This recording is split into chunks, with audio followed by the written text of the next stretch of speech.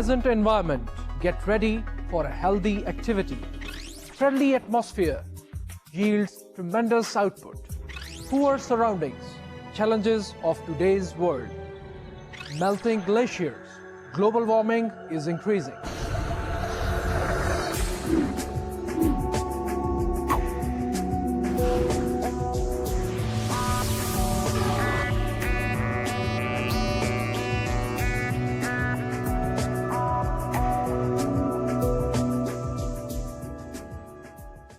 बिस्मिल्लाहिर्रहमानिर्रहीम।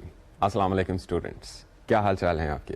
उम्मीद करता हूं कि आप सब लोग खैरियत के साथ होंगे और आज मैं आपको खुशामदीद कहता हूं अपने एनवायरमेंटल साइकोलॉजी के 37वें लेक्चर की तरफ। स्टूडेंट्स, जैसा कि हम हर दफ़ा करते हैं, आइए आज के लेक्चर का आगाज़ करते हैं with a brief review of what we discussed in our last lecture. हम अपने लास्ट लेक्चर में डिस्कस कर रहे थे डेंसिटी का ह्यूमन बिहेवियर के साथ इम्पैक्ट। और डेंसिटी से मेरा मतलब है कि जब किसी एक जगह पर बहुत ज़्यादा लोग हों, मसलन अगर पॉपुलेशन डेंसिटी बढ़ जाए तो उसका ह्यूमन बिहेवियर पर क्या इम्पैक्ट पड़ता है। इससे पिछले लेक्चर्स में हम डेंसिटी को मुख्तलिफ पर्सपेक्टिव्स में डिफाइन भी करते रहे हैं और हमने डेंसिटी और क्राउडिंग के दरमियान में डिफरेंसेस को भी समझने की कोशिश की। और डेंसिटी का जब हम ह्यूमन बिहेवियर पर इम्पैक्ट जानने की कोशिश करते हैं तो यहाँ पर स्टोरी स्टार्ट होती है सबसे पहले एनिमल स्टडीज़ से, जिसमें जानवरों के ऊपर तजुर्बात करके जानवरों को ऐसी कंडीशंस में एक्सपोज किया जाता है जिनमें डेंसिटी उनकी बढ़ जाती है, उनकी पॉपुलेशन की, और फिर उनके बिहेवियर पर उस डेंसिटी के इम्पैक्ट को स्टडी किया जाता है। लेकिन क्योंकि जानवरों पर की गई स्टडीज़ की फाइंडिंग्स को जब इंसानों पर जनरलाइज करने की कोशिश की जाती है तो वहाँ पर कल्चरल फैक्टर्स और लर्निंग फैक्टर्स प्लस इंसान अपनी इन्वायरमेंट को जो कंट्रोल करते हैं और इंसानों की अडेप्टेबिलिटी के जो फैक्टर्स हैं उनकी वजह से हमें डायरेक्शंस तो मिल सकती हैं, लेकिन हम उन स्टडीज़ को जो जानवरों पर की गई हों उनको जनरलाइज नहीं कर सकते इंसानों पर। तो स्टूडेंट्स, यहाँ से आगाज़ हुआ कोरिलेशनल स्टडीज़ का।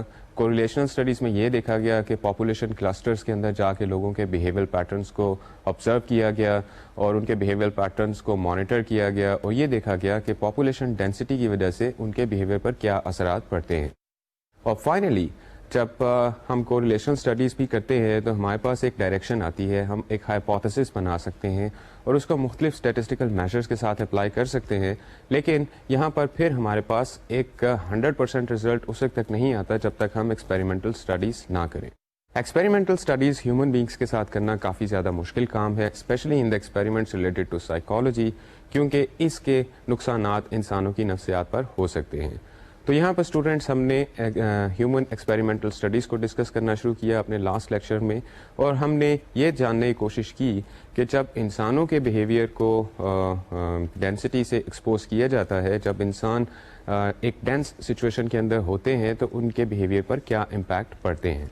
यहाँ पर कुछ एक्सपेरिमेंटल स्टडीज़ ऐसी थीं जो मुख्तलिफ इंस्टीट्यूशंस के अंदर कंडक्ट की गई, मिसाल के तौर पर प्रिजन्स के अंदर, और कुछ एक्सपेरिमेंटल स्टडीज़ ऐसी थीं जो यूनिवर्सिटी स्टूडेंट्स के साथ कंडक्ट की गई। और जब डेंसिटी का ह्यूमन बिहेवियर के साथ इम्पैक्ट जानने की कोशिश की जाती है तो यहाँ पर अमूमन हम ये देखने की कोशिश करते हैं कि उसका नेगेटिव इम्पैक्ट क्या होता है। और एक्सपेरिमेंटल स्टडीज़ के अंदर ये देखने की कोशिश की जाती है कि जब इंसानों को एक्सपोज किया जाता है कैसी सिचुएशन में जहाँ पर पॉपुलेशन डेंसिटी बहुत ज़्यादा हो तो उनके बुनियादी फिजियोलॉजिकल रिएक्शंस के अंदर क्या तब्दीलियाँ रूनुमा होती हैं। हम पिछले चैप्टर्स के अंदर पढ़ते आए हैं कि इंसानों के बिहेवियर के बारे में जानने के लिए एक बेहतरीन तरीका ये भी होता है कि ये अंडरस्टैंड किया जाए कि उनके फिजियोलॉजिकल रिएक्शंस क्या क्या हो रहे हैं। और फिजियोलॉजिकल रिएक्शन से हम ये जान सकते हैं कि एक इंसान इस वक्त स्ट्रेसफुल स्टेट ऑफ माइंड के अंदर है या पीसफुल स्टेट ऑफ माइंड के अंदर है, क्योंकि जब भी इंसान किसी स्ट्रेसफुल स्टेट ऑफ माइंड के अंदर जाते हैं तो उनकी बॉडी के अंदर काफ़ी सारी फिजियोलॉजिकल तब्दीलियाँ रूनुमा होती हैं।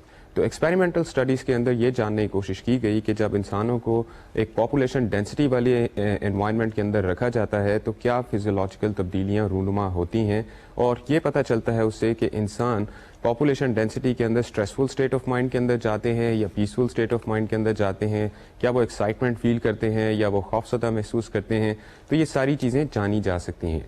इसके साथ ही साथ इस तरीके से इंसानों के बिहेवियर को देखने की कोशिश की गई कि पॉपुलेशन डेंसिटी रिलेटेड सिचुएशन के अंदर उनकी टास्क परफॉर्मेंस के ऊपर क्या तब्दीलियां रूनुमा होती हैं, कि वो जो टास्क उनको दिया जाता है उसके अंदर उनकी परफॉर्मेंस बेहतर होती है, उसी लेवल के ऊपर रहती है या कम होती है। اور یہاں پر ہم نے کافی ساری انٹرسٹنگ اسٹڈیز کا ذکر کیا، جن میں سے سب سے پہلی تھی جو ڈیاٹری نے 1975 میں کنڈکٹ کی. ڈیاٹری observed the blood pressure levels of inmates in a prison who were confined to either single or double occupancy cells, found those inmates in later cells to exhibit higher levels. ایسے sales کے اندر prisoners کو دیکھا گیا جہاں پر 2 prisoners اکٹھے رکھے گئے، اور ایسے سیلز کے اندر پرزنرز کو دیکھا گیا جہاں پر ایک پرزنر اکیلا تھا. تو ان کے بلڈ پریشرز کو جب مانیٹر کیا گیا تو پتہ چلا کہ وہ پرزنرز جو ایک سنگل آکیوپینسی کمرے کے اندر 2 پرزنرز رہ رہے تھے، ان کا بلڈ پریشر اس پرزنر سے زیادہ تھا جو سنگل آکیوپینسی کمرے کے اندر ایک ہی پرزنر رہ رہا تھا. اس سے ان کو کچھ بنیادی ڈائریکشن ملی کہ فزیولوجیکل ریئیکشنز کے اندر تبدیلیاں ہونا شروع ہو جاتی ہیں ایک ایسی سچویشن میں جس کے اندر انسان کراؤڈڈ محسوس کرتے ہیں. اس کے ساتھ ہی ساتھ پالس میکین اینڈ میکاکس نے 1978 میں ایک ریسرچ کی جس میں inmates in high occupancy dormitories complain more of illness than do those in lower density cell blocks.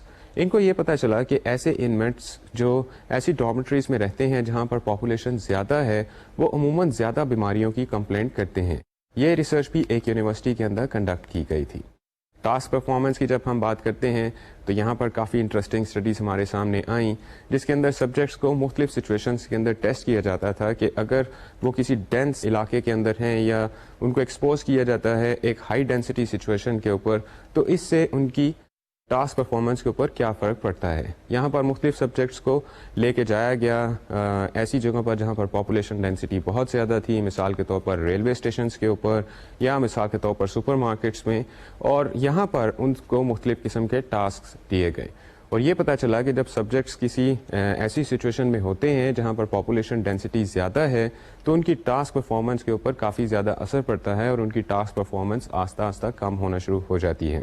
اس بات سے یہ پتہ چلا کہ جب انسانوں کو ایک پاپولیشن ڈینسٹی سچویشن کے اندر رکھا جائے یا وہ اس قسم کی سچویشنز کے ساتھ ایکسپوز ہوتے ہیں تو یہاں پر ان کے کوگنیٹو پیٹرنز کے اوپر، ان کے کوگنیٹو ٹاسک کے اوپر فرق پڑنا شروع ہو جاتا ہے.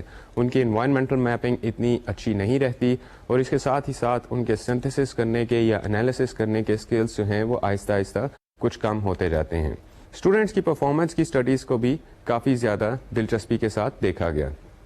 اسٹوڈنٹس کی پرفارمنس کی اسٹڈیز میں یہ دیکھا گیا کہ ایسے اسٹوڈنٹس جو مختلف یونیورسٹیز کے اندر پڑھ رہے تھے اور یہ دیکھنے کی کوشش کی گئی جس انوائرمنٹ پہ یہ اسٹوڈنٹس ہیں وہاں پر پاپولیشن ڈینسٹی کیا ہے، تو اس سے یہ پتہ چلا کہ وہ اسٹوڈنٹس جو ایسی کلاس رومس میں پڑھتے تھے جہاں پر پاپولیشن ڈینسٹی زیادہ تھی، ان اسٹوڈنٹس کی پرفارمنس کے اوپر کچھ نیگیٹو فرق پڑنا شروع ہو گیا تھا.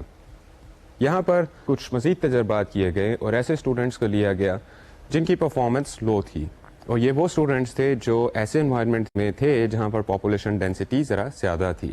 ان اسٹوڈنٹس کو جب ریلوکیٹ کیا گیا ایسی سچویشنز میں جہاں پر پاپولیشن ڈینسٹی کم تھی تو یہ دیکھنے کو ملا کہ ان اسٹوڈنٹس کی پرفارمنس انکریز ہونا شروع ہو گئی، ان کی پرفارمنس بہتر ہونا شروع ہو گئی.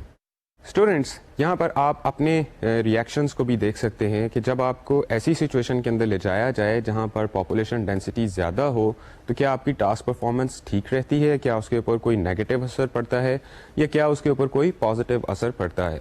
مثال کے طور پر اگر آپ کسی ایسے اینکر پرسن سے یہ بات کریں گے کہ جب آپ زیادہ پاپولیشن کو دیکھتے ہیں تو آپ کے بیہیویئر کے اوپر کیا اثر پڑتا ہے، تو شاید کچھ جو بہت ایکسپرٹ اینکرس ہوں وہ آپ کو یہ بتائیں کہ جب بھی میں ایسی سچویشن میں جاتا ہوں جہاں پر میرے سامنے کافی سارے لوگ بیٹھے ہوں اور مجھے پتا ہو کہ مجھے یہاں پر ایک پروگرام کنڈکٹ کرنا ہے اور ان سے بات چیت کرنی ہے، تو میں اسٹیمولیٹ ہوتا ہوں اور میرا دل چاہتا ہے کہ اب میں یہاں پر بولوں.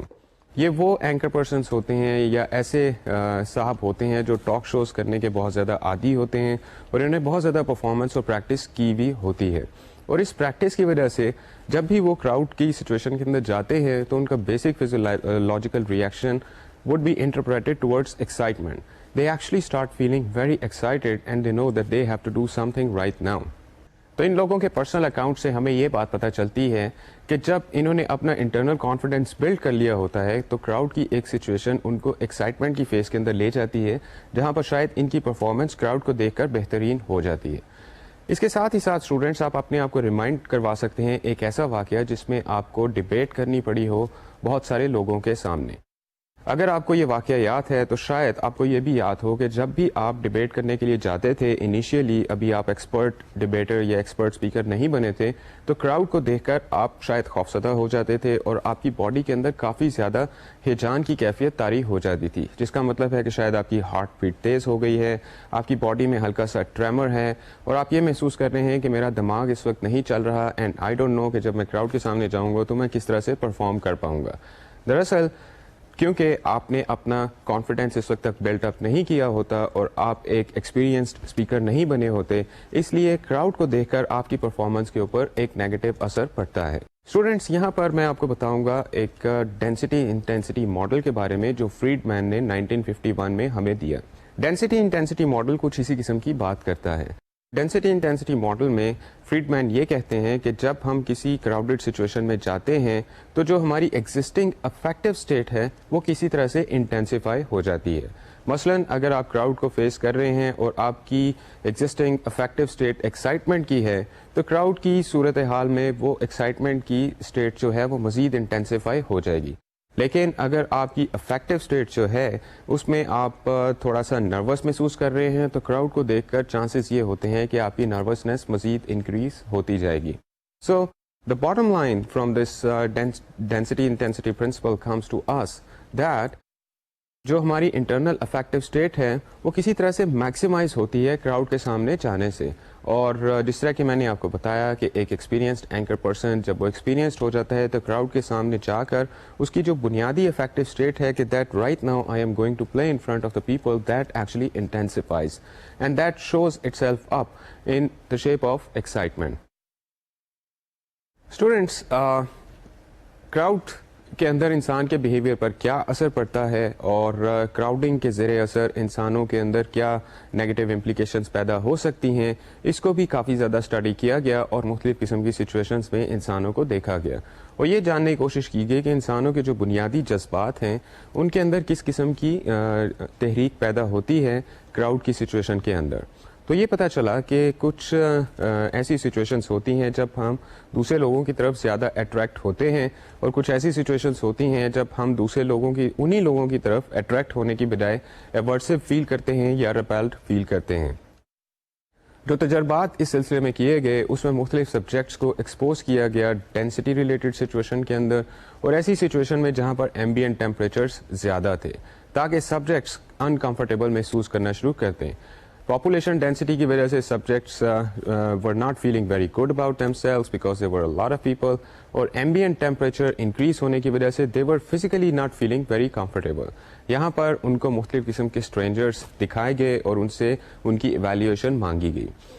The results were very interesting, اور یہ پتہ چلا کہ ایسے سبجیکٹس جو انکمفرٹیبل سچویشنس کے اندر تھے انہوں نے زیادہ تر اسٹرینجرس کو نیگیٹیولی ایویلیویٹ کیا، اور ایسے سبجیکٹس جو ایسی انوائرمنٹ کے اندر کام کر رہے تھے جہاں پر پاپولیشن ڈینسٹی کم تھی اور ایمبینٹ ٹیمپریچر بھی ان کی پسند کے مطابق تھا، most of these subjects evaluated the strangers more positively.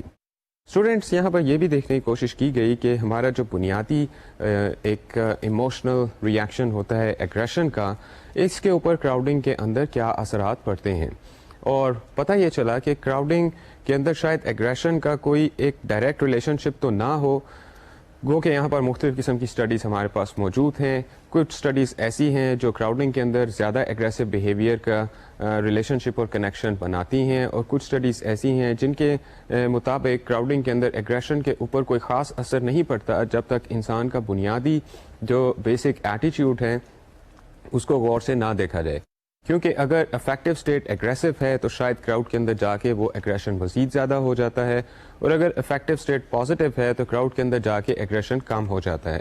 یہ بالکل اسی طرح کی بات ہے کہ اگر آپ ایک میوزیکل کانسرٹ کے اندر جائیں تو وہاں پر آپ کے ارد تو بہت سے لوگ ہیں، لیکن آپ اس میوزیکل کانسرٹ کے اندر اس کراؤڈ کی وجہ سے ایکسائٹیڈ فیل کرتے ہیں۔ ناؤ امیجن کہ اگر آپ کسی میوزیکل کانسرٹ پہ گئے ہیں اور وہاں پر آپ کو کراؤڈ کی بجائے صرف 5 یا 7 اسپیکٹیٹرس ملیں تو آپ کیسا محسوس کریں گے؟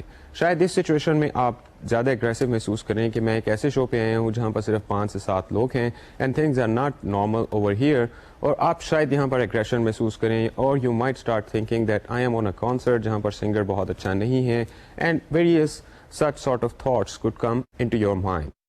سر اسٹوڈینٹس الٹروئزم کے بارے میں بھی اسٹڈیز کی گئی.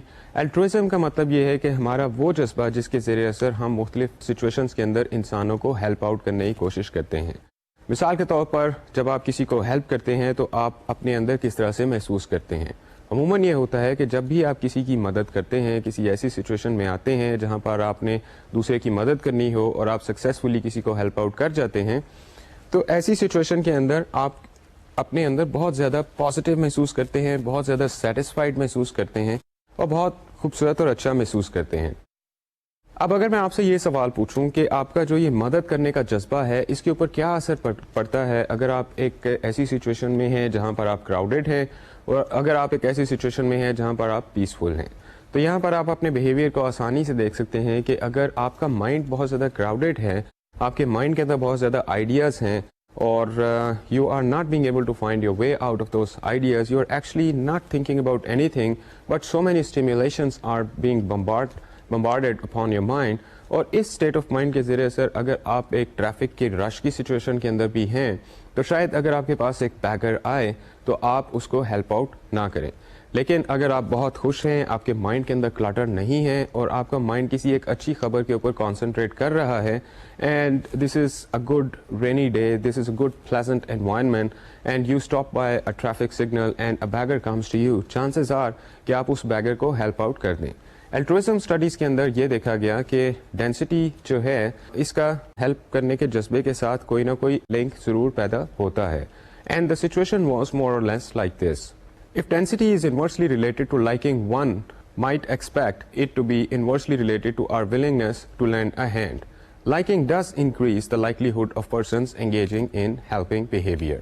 Students, جب ہم کراؤڈنگ کو ایوری ڈے سیٹنگ کے اندر دیکھتے ہیں تو یہاں پر بھی ہمیں کراؤڈنگ کے بارے میں کچھ انٹرسٹنگ اور امپورٹنٹ انفارمیشن ملتی ہے. اسٹوڈینٹس, ایوری ڈے سچویشن کے اندر بھی کراؤڈنگ کے زیر اثر انسانوں کے بیہیویئر پر کیا اثرات ہوتے ہیں یہ دیکھنے کی کوشش کی گئی. مثال کے طور پر ایسے گھروں کو دیکھا گیا جہاں پر ایک سے زیادہ لوگ رہتے تھے, جہاں پر بچوں کی تعداد زیادہ تھی, اور یہ جاننے کی کوشش کی گئی کہ کراؤڈنگ کی سچویشن میں بچوں کے بیہیویئر کے اوپر کیا اثر پڑتا ہے. اور یہاں پر بھی ہمارے پاس جتنی ریسرچ ہے اس کے اندر تھوڑے بہت انکنسسٹنٹ ریزلٹس ہمارے سامنے آتے رہے ہیں. بعض ریسرچز کے اندر یہ لنک پروو کیا گیا کہ کراؤڈنگ کی سچویشن کے اندر بچوں کے اندر ایگریشن کے جذبات پیدا ہو سکتے ہیں, یا ان کے اندر سوئسائڈل ٹینڈنسیز پیدا ہو سکتی ہیں, یا سوئسائڈل ایڈیشن آ سکتی ہے.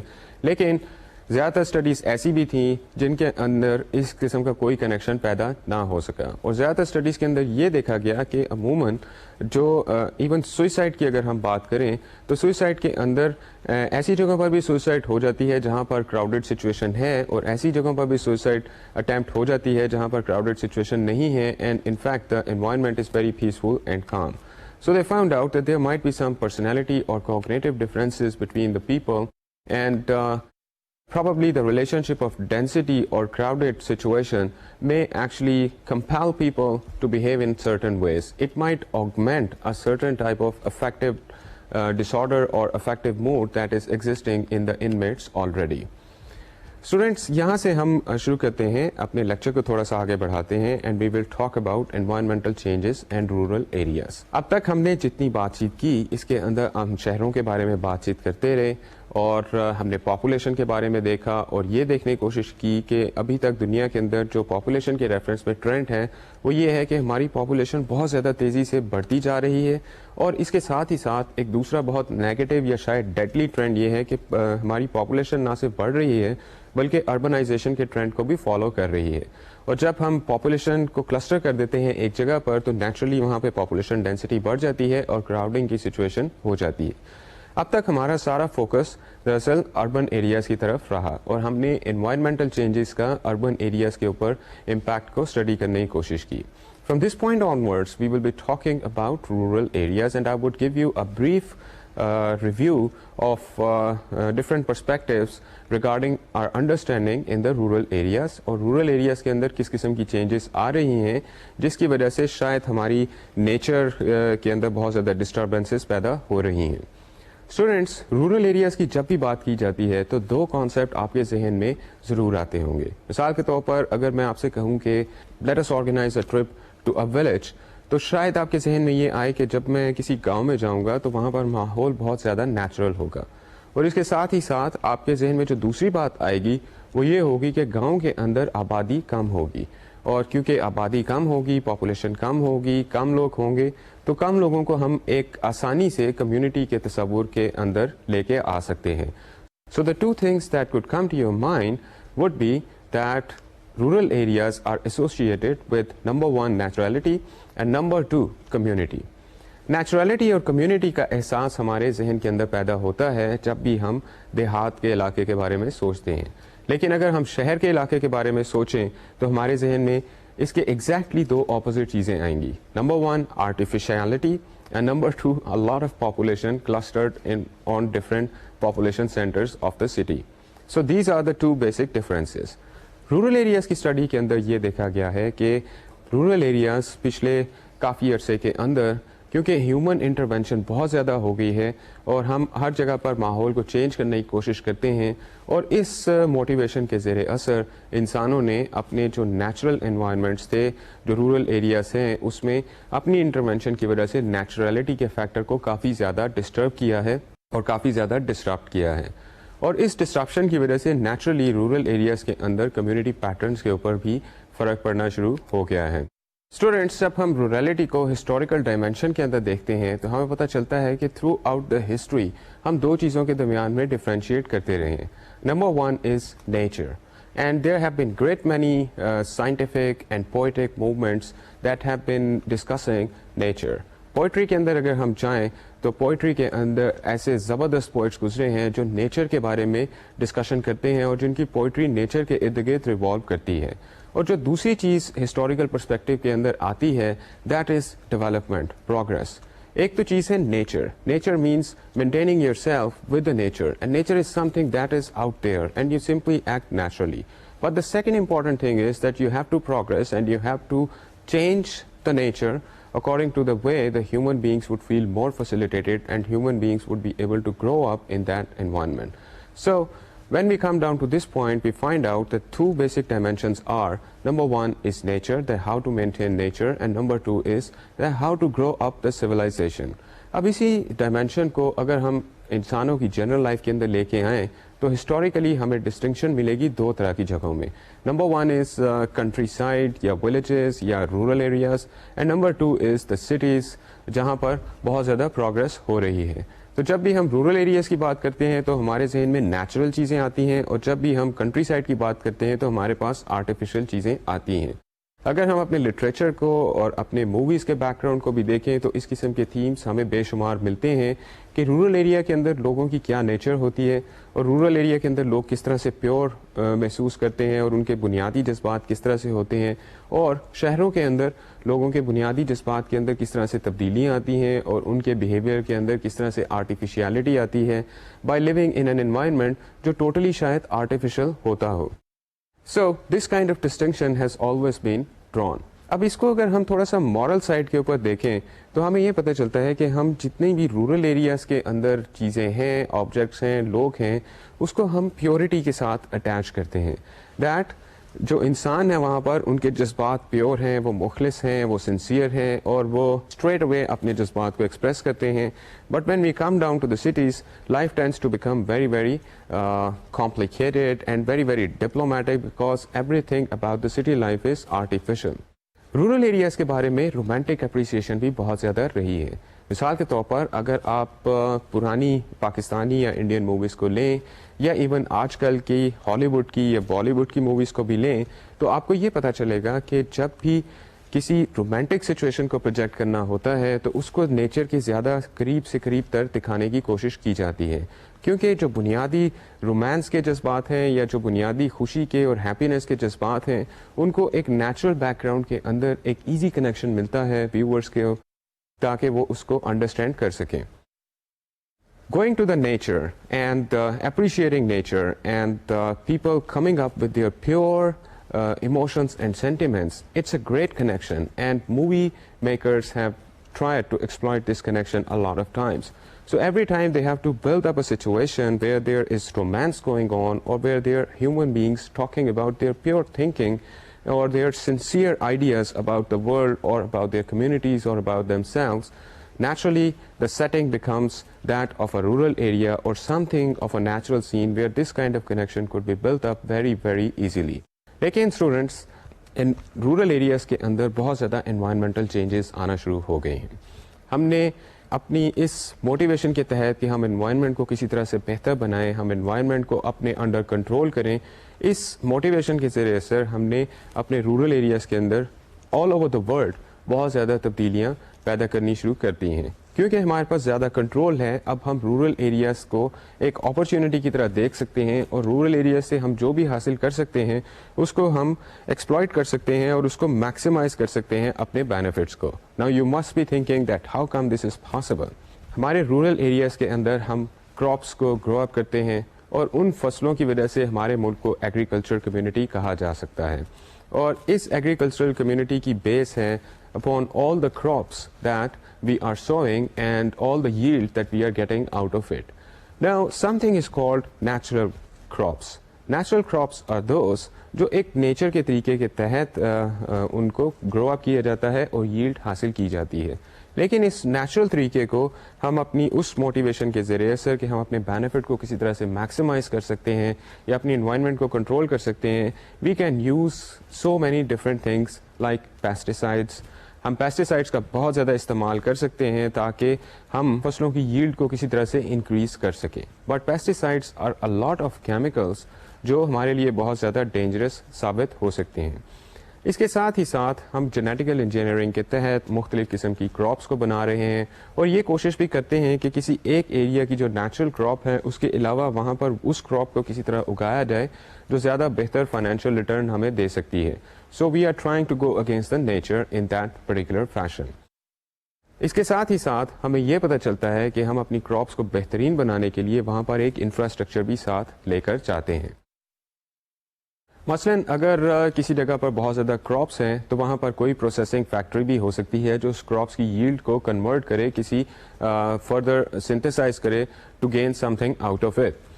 मिसाल के तौर पर जब हम गन्ने की फसल की बात करते हैं तो गन्ने की फसल के साथ हमें ऐसी फैक्ट्रीज भी चाहिए जो गन्ने से चीनी बना सकें और अमूमन ये फैक्ट्रीज ऐसी जगह पर होती हैं जहाँ पर गन्ने की फसलें बिल्कुल करीब हों ताकि ट्रांसपोर्टेशन का खर्चा भी कम से कम हो.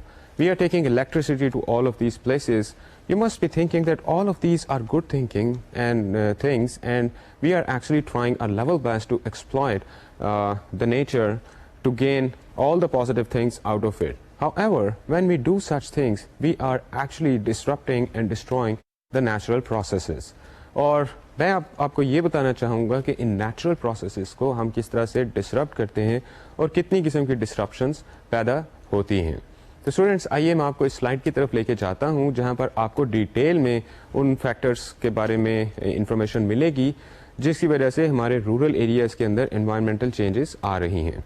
सबसे पहली बात हम करते हैं एग्रीकल्चरल प्रैक्टिसेस की. अगर एग्रीकल्चरल प्रैक्टिसेस को देखा जाए अवे फ्रॉम द नेचर हमने इसमें काफ़ी सारी चीज़ें ऐड कर दी हैं. मसलन सबसे पहले हम पेस्टिसाइड्स इस्तेमाल करते हैं ताकि हम वो जो नेगेटिव इंसेक्ट्स हैं जो फसलों को नुकसान पहुंचा सकते हैं उनको किसी तरह तेज़ी से मार दें.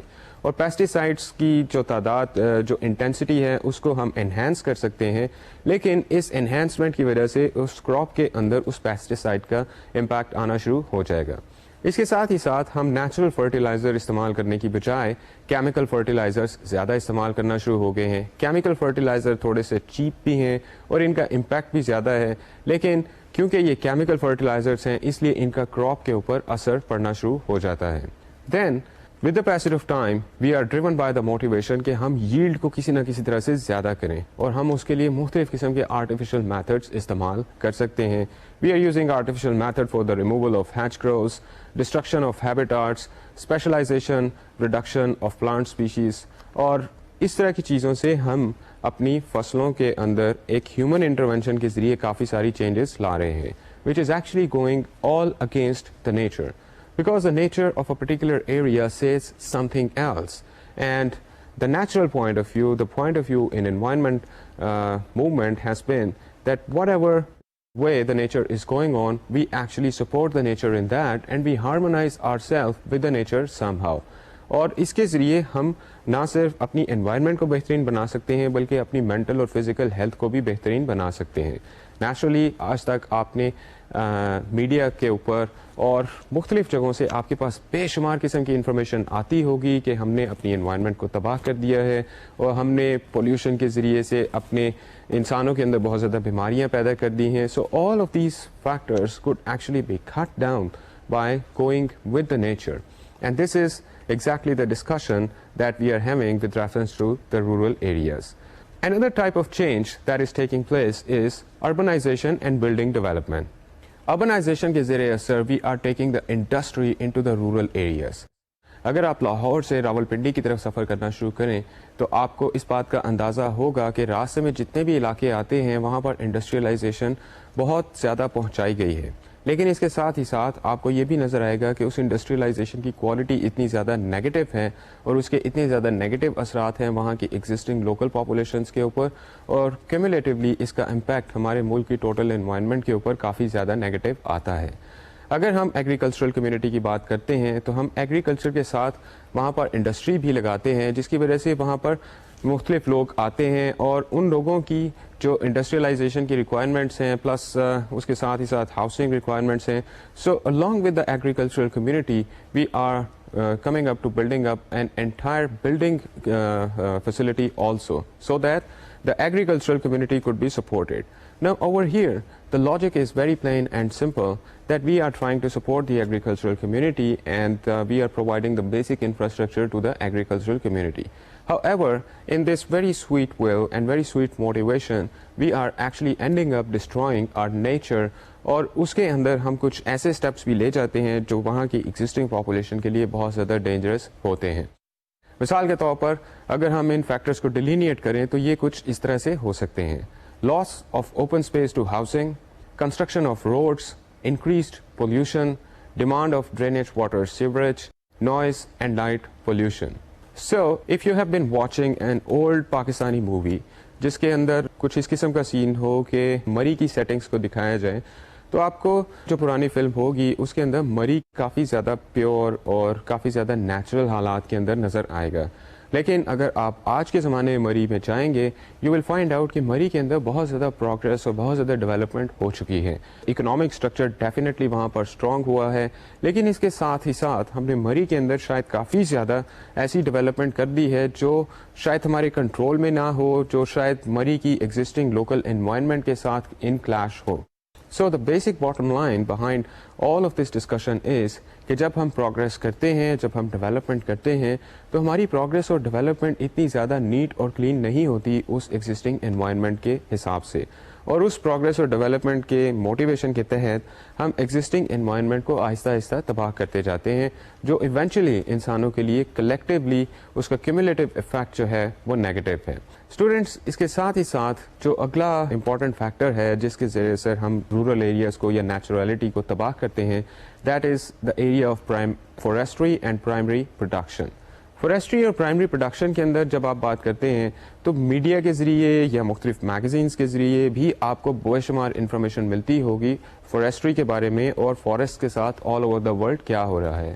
یوزلی جو ٹاپکس آپ کو دیکھنے میں ملیں گے وہ کچھ اس طرح کے ہوں گے: deforestation, afforestation of open moorlands, planting of non-native species, spoils of mining and quarrying, flooding of lands for reservoirs. ہم جنگلوں کے اندر جا کے جب نیچر کے ساتھ میڈل کرتے ہیں in order to get the maximum benefit out of it تو ہم نیچر کے ایک پورے سیکوینس کو ڈسرپٹ کرتے ہیں. مثال کے طور پر deforestation, cutting of the woods from the forests. اگر ہم فارسٹ کے اندر سے اتنی لکڑی نکالتے ہیں جتنی ہمیں شاید نہیں نکالنی چاہیے یا جتنی بجٹڈ ہو, اگر ہم اس سے زیادہ نکالتے ہیں تو ہم اس فارسٹ کی ساری نیچر کو تباہ کر رہے ہیں, اور ڈیفارسٹیشن کی وجہ سے وہاں کی لوکل کمیونٹیز کے اوپر بہت زیادہ نیگیٹو امپیکٹ پڑتا ہے. ایک ٹیمپرری اور مومنٹری بینیفٹ تو ہو جاتا ہے when people cut the woods and they smuggle that wood out and they sell it and they get some money out of it, but eventually its long-term impact is that that total area of the forest would be actually wiped out in the future if we go on cutting the woods like that, because eventually that would not no more be there. وہ لکڑی کا سارا source اور وہ plantation جب ختم ہو جائے گی تو وہاں پر وہ جو ایگزسٹنگ ووڈ ریسورس ہے, جو فارسٹ ریسورس ہے, اس کو ایگزسٹنگ پاپولیشن کے یوز کے لیے کوئی اس قسم کے ریسورسز اویلیبل نہیں ہوں گے. اس کے ساتھ ہی ساتھ ہم ایفورسٹیشن بھی کر رہے ہیں.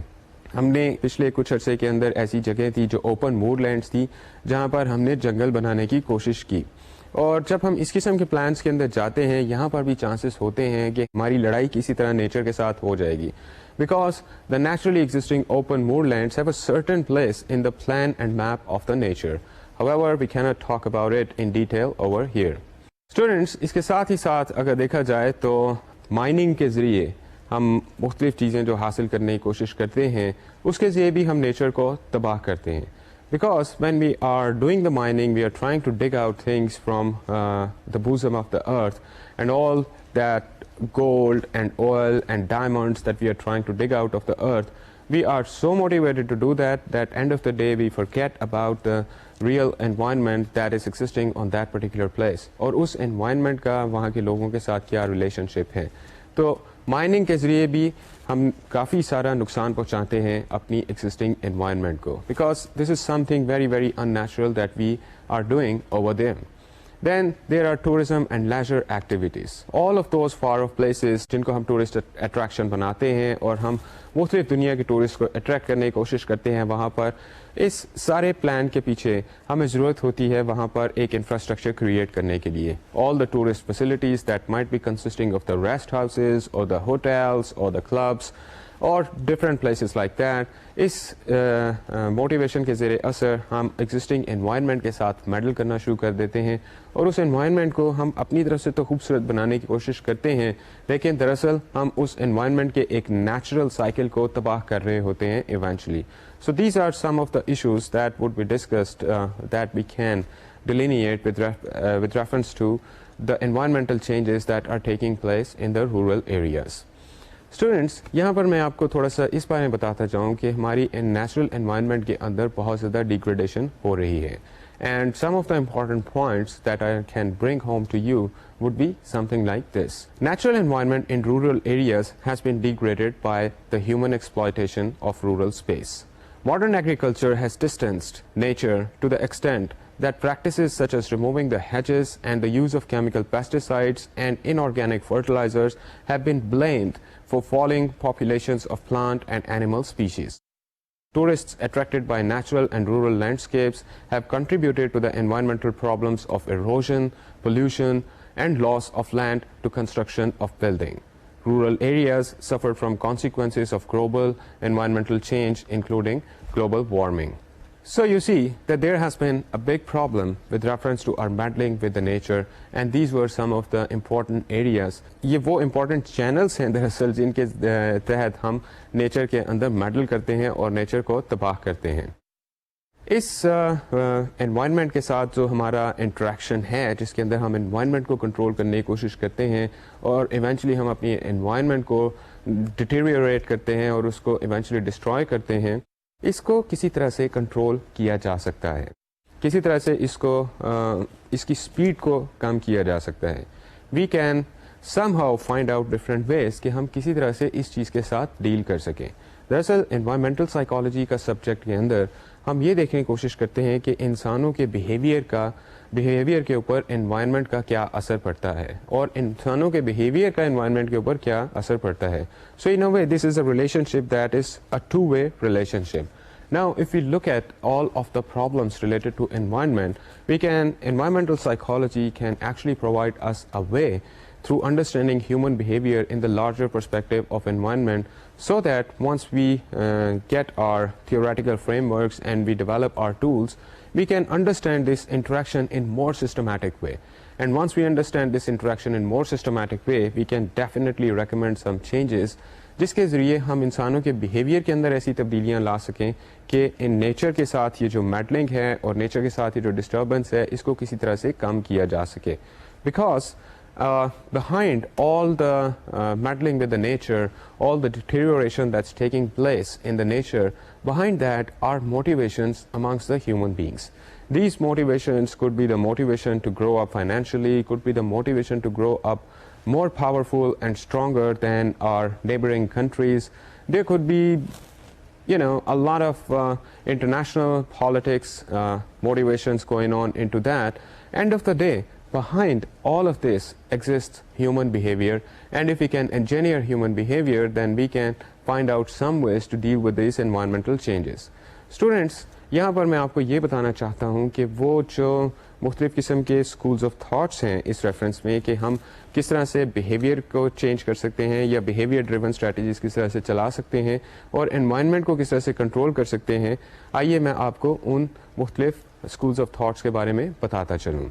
रूरल और एनवायरमेंटल चेंज के लिए हमारे पास जो सबसे पहला पर्सपेक्टिव है that is called utilitarian perspective, which means a certain amount of environmental change is not concerning. Nature is resilient enough to adopt it. एक छोटी मोटी चेंज अगर हम नेचर के अंदर करते हैं तो वो इतना ज़्यादा नुकसानदेह नहीं होती. हम इसको किसी तरह से कंट्रोल कर सकते हैं और इसको इस लेवल को मिनिमाइज कर सकते हैं क्योंकि नेचर इज़ वेरी रिजिलियंट और एक छोटी चेंज को वो बर्दाश्त कर जाती है. लेकिन जब हम एक बड़ी चेंज करते हैं तो नेचर के अंदर एक बड़े लेवल की डिस्टर्बेंस पैदा होती है. The next school of thought is natural ruralistic perspective, which means environmental change has already resulted in irreparable damage to nature and urgent action is required to halt or reduce further change.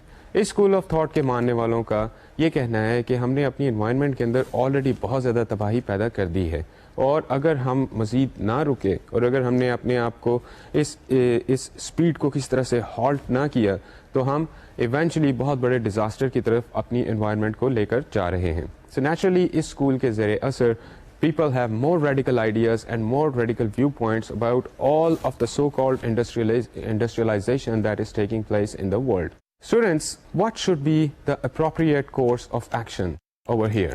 हम किस तरह से इसको stop कर सकते हैं और naturally इसके ऊपर बहुत ज़्यादा काम हो चुका है और बहुत से लोगों ने इसके बारे में सोचा है और कुछ ना कुछ स्टेप्स तो ऐसे हो सकते हैं कि जिनको हम अप्लाई कर सकते हैं और इस स्पीड को स्टॉप कर सकते हैं, इस मूवमेंट को स्टॉप कर सकते हैं या फिर इसके अंदर कम से कम कंसिडरेबल लेवल पर इसकी स्पीड को स्लो कर सकते हैं. So the points that we have over here could be something like this.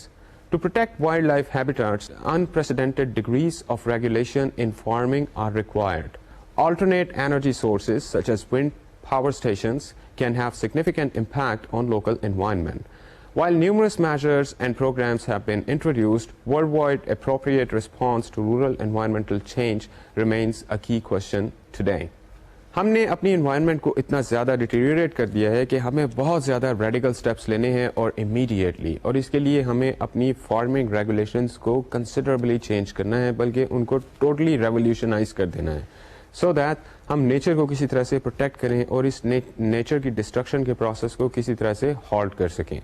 इसके लिए हमें क्लीन एनर्जी चाहिए क्योंकि अब तक हमारे पास हमने जितनी इंडस्ट्रियलाइजेशन की है और जितनी पावर हमने कंट्रोल की है that is all dirty energy और that is all dirty power. How come can I say that? Okay, imagine, let us suppose a hypothetical gentleman mister Jameel. Mr. Jamil is a professor in a university. He gets up early in the morning. He actually listens to the buzzer of the alarm, and that buzzer of the alarm rings from that watch. He gets up and he goes into the shower and turns on the tap and he gets warm water. To get the warm water, he's using further electricity or further gas. He comes back and then he has his breakfast. और उस breakfast के लिए वो काफ़ी ज़्यादा energy को use कर रहा है. उसके अंदर an electrical oven might be applied and toaster might be applied. After that, he dresses up and he goes, gets into his car. He starts the car and that also uses energy and emits a lot of pollution and then drives towards his university. In this small escapade, इस छोटे से incident के अंदर, इस छोटे से time के अंदर जमील साहब ने बहुत ज़्यादा एनर्जी को इस्तेमाल कर लिया है और ये सारी एनर्जी की कुछ डर्टी एमिशंस भी हैं और इस सारी एनर्जी के कुछ नेगेटिव आउटकम्स भी हैं. और जमील साहब, imagine, is one of those people who constitute the entire population of this planet earth.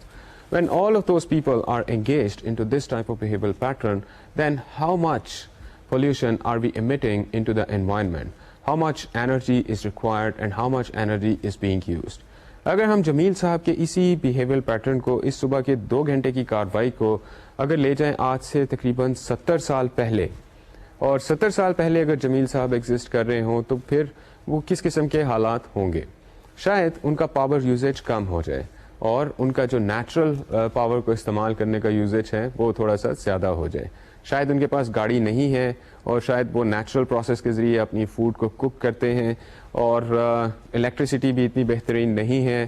Probably the watches are mechanical. So we'll find out کہ اگر ہم انرجی آڈٹ کریں جمیل صاحب کا آج کے دن اور آج سے 70 سال پہلے تو اس کے اندر کافی زیادہ انرجی کم استعمال ہو رہی تھی آج سے 70 سال پہلے. لیکن اگر جمیل صاحب کو ہم آج سے 140 ایئرس behind لے جائیں تو انرجی یوزیج کافی زیادہ کم ہو جائے گی. Now you might be thinking that by controlling our usage of energy, we will actually be going back into the times and eventually we can take ourselves to the caveman age. No, that is not something we are doing. Behind this all environmental movement, the main issue is that somehow we can conserve energy and we can find out clean ways of energy. ہم اپنی ونڈ سے energy کو بنا سکتے ہیں اور جب ہم اپنی ونڈ سے انرجی کو بناتے ہیں then that means we are not using any nuclear power plants, we are not using diesel or we are not using natural fuels that will burn and the turbines would move and the electricity would be created and a lot of pollution would be emitted into the air. We can think about alternate energy sources. However, when we think about the energy, that is a basic requirement for a country to progress. And countries are progressing in a scenario where different countries are at loggerheads with each other. There are political realities where countries have to fight with each other, where countries are antagonistic towards each other. Then there is a lot of politics going on between the countries. And economics ایک اور بہت بڑا package ہے. Economics کی وجہ سے بھی آج کل ممالک کے درمیان میں بہت زیادہ ڈفرینسز ہیں. And matter of fact, you could say that war has totally changed between the countries and it has more or less become an economic war. Well, since I'm talking about the war, you could be saying that there is so much war going on. Matter of fact, things might not be exactly like that. However, if things are not exactly like that, then probably we are driven by our hallucinations that we will be wiped out and we have to work very hard, and that's why we have to tap into all sources of energy, and existing sources of energy must be properly mastered. So these types of behavioral patterns are actually driving us towards more dirty consumption of energy, and these behavioral patterns can easily be controlled and easily be changed. However, when I say that these could be easily be changed, it would be kind of an overstatement, because this is something where a lot of advocacy, a lot of convincing is required to change people in their behavioral patterns. So students, you saw that rural areas کے اندر nature کو protect کرنے کے لیے اور nature کو preserve کرنے کے لیے there are different schools of thoughts and there are different methodologies and there are different points that are being projected by various environmentalists and by various environment related movements. However, we are seeing that now the change is taking place, but the intensity of the change and the speed of the change is not that fast as probably it is required, and this change can be speeded up somehow. But the good news is that over the last 10 years we have, up to some extent, if I could say that, molded our attitudes towards our planet Earth, and we have started thinking about preserving the nature around us. And someone once said that once a problem is understood, that is half the solution. Now let us be hopeful and let us see that in the future we can actually carry out these movements more vigorously, and we can rechange and engineer our thinking in a way that our behaviors are aligned with the nature, and we are not coming at loggerheads with nature, we are not fighting with the nature, but we are harmonizing with the nature, because that's eventually going to be good for you and for me and for the entire human world. Students, this is the end of this chapter. I hope you enjoyed this chapter. اور اس chapter کا اگر میں آپ کو review دینا چاہوں تو میں آپ کو یہ کہہ سکتا ہوں کہ ہم نے اس چیپٹر کے اندر مختلف کانسیپٹس کو ڈسکس کیا. یہ مختلف کانسیپٹس ریلیٹڈ تھے اربنائزیشن کے ساتھ, کراؤڈنگ کے ساتھ, پاپولیشن کے ساتھ, جس کے ذریعے ہم نے یہ جاننے کی کوشش کی کہ جتنی بھی ہیومن انٹرونشنس ہو رہی ہیں اس کے زیر اثر کراؤڈنگ پر اور پاپولیشن کے اوپر کیا اثرات پڑ رہے ہیں, اور ان اثرات کے زیر اثر انسانوں کے اوپر, بیہیویئر پیٹرنس کے اوپر کیا اثرات پڑ رہے ہیں. We eventually discussed environmental perspective while we were talking about the rural areas, اور ہمیں یہاں پر یہ پتہ چلا کہ rural areas کو ہم consider کرتے ہیں with reference to the nature. ہم جب بھی نیچر کی بات کرتے ہیں تو ہمارے ذہن میں رورل ایریاز آتے ہیں, اور رورل ایریاز کی جب بھی ہم بات کرتے ہیں تو ہمیں وہاں پر نیچرلٹی اور کمیونٹی کا بنیادی تصور ملتا ہے. اور اگر ہم نے نیچر کو انجوائے کرنا ہو تو ہم یہ سوچتے ہیں کہ ہمیں رورل ایریاز میں جانا چاہیے. لیکن جب ہم رورل ایریاز کی طرف جانا شروع کرتے ہیں تو ہمیں یہ پتہ چلتا ہے کہ ہم نے اپنے نیچر کو کافی زیادہ تباہ کر دیا ہے in the name of so called progress and in the name of so called development, جس کے کافی زیادہ نیگیٹو امپیکٹس ہمارے اوپر پڑ رہے ہیں. Now, where does the environmental psychology come into it? If you notice and if you concentrate upon it, behind this all environmental hazards and all human artificial environmental interventions, one thing is working constantly, and that is the behavioral patterns of human beings. And if we can change the behavioral patterns of human beings, we can bring in a better behavioral technology to engineer the behavior of the people as individual and as masses, then we can definitely change the behavior of the people at large. And if that is possible, then we can change all the negative impacts that are associated with this so-called progress and development. Students, from this point onwards, we will have to start our new chapter. And let me tell you a little bit about our new chapter. اس chapter میں ہم نے environment کو ایک over all perspective سے دیکھنے کی کوشش کی, اور ہم نے اربنائزیشن کو ڈسکس کیا, کراؤڈنگ کو ڈسکس کیا, پاپولیشن ڈینسٹی کو ڈسکس کیا, رورل ایریاز کے اندر چینجز کو ڈسکس کیا. لیکن ہم اپنے اگلے چیپٹر کے اندر یہ ڈسکس کریں گے کہ جو بلٹ انوائرمنٹس انسان بناتے ہیں, ان بلٹ انوائرمنٹس کے اندر کیا سچویشن ہے. You must be thinking, what is a built environment? Built environment is the environment of your house, or built environment is the environment of the institutions. So ہم اپنے اگلے chapter کے اندر institutions کے بارے میں ڈیٹیل میں discuss کریں گے, اور یہ جاننے کی کوشش کریں گے کہ انسٹیٹیوشنل ڈیزائن جو ہے اس کا اس انسٹیٹیوشن کے اندر کام کرنے والے لوگوں کے بیہیویئر کے اوپر کیا اثر پڑتا ہے.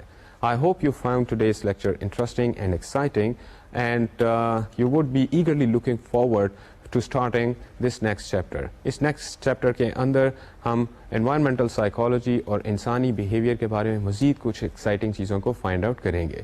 ہمارا وقت ختم ہوا چاہتا ہے.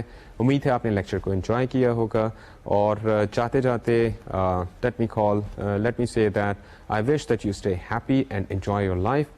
Just take good care of yourself. Let me bid you farewell. مجھے اجازت دیجیے. اللہ حافظ.